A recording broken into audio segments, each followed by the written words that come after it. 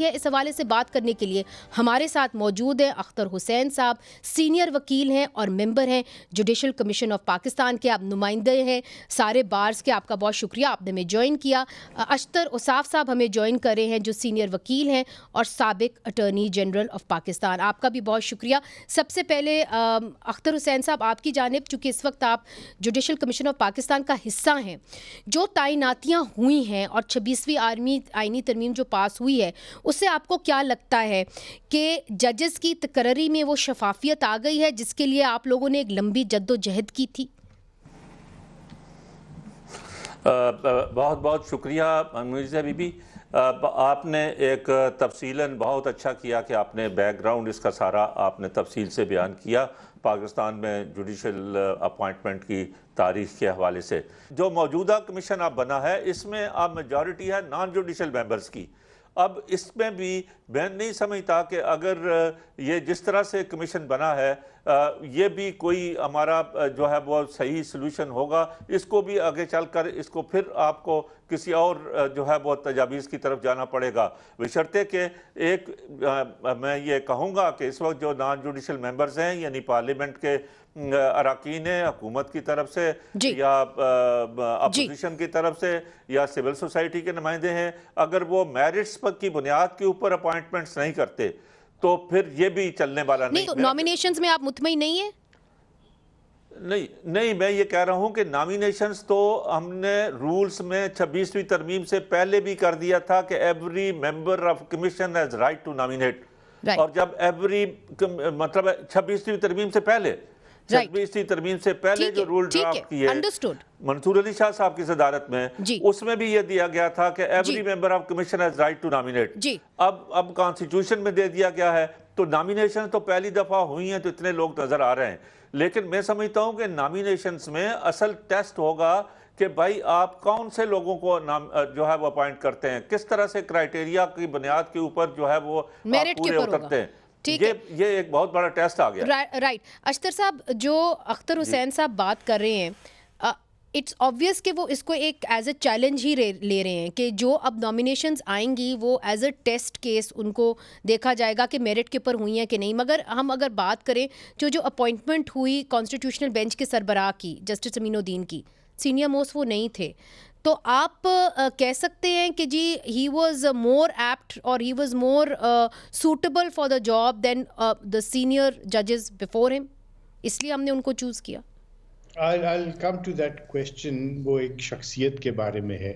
پہلے ہم ضروری ہے کہ اس بات کو طے کر لیں کہ اس کے پیچھے پرنسپل کیا ہے اور وہ کس کانٹیکسٹ میں وہ پرنسپل ایوالو ہوا.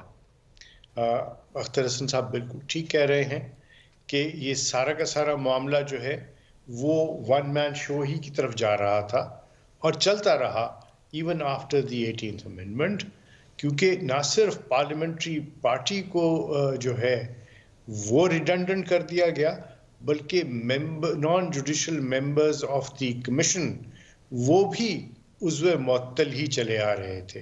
اور یہ بات بھی درست ہے کہ یہ رولز اور یہ جو امینڈمنٹس کی ضرورت اس لیے پڑی کیونکہ ایک ضد تھی انفارچونیٹلی کہ رولز نہیں بنیں گے. اور رولز اس لیے نہیں بنائے جا رہے تھے کیونکہ اجارہ داری جا رہی تھی. اور یہی چیز ہے جس کو روکنا ہے، جس کو کم کرنا ہے، جس کو سٹرکچر کرنا ہے کہ اجارہ داریاں نہیں ہونی چاہیے. دوسری بات یہ ہے کہ یہ سارا بات ہے سٹیک ہولڈرز کی. سٹیک ہولڈرز اس میں ججز نہیں ہیں، سٹیک ہولڈرز اس میں لوگ ہیں، پبلک، the litigant.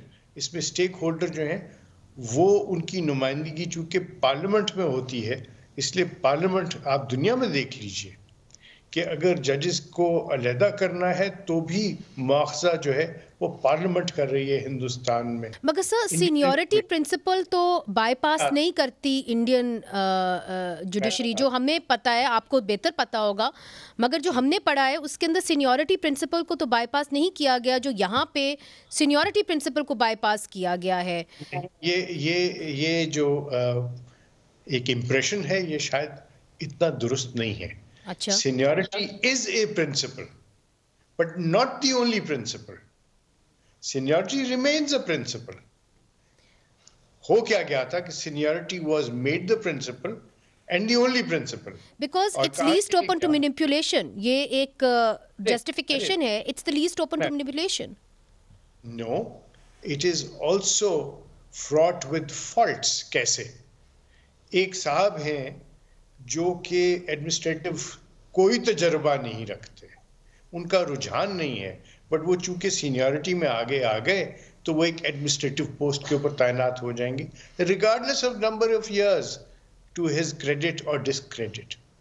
Right. یہ ایک خوفناک بات ہے کہ ایک ایسے صاحب ایک ادارے کے سربراہ بن جائیں جن کا رجحان ہی اس طرف نہیں ہے.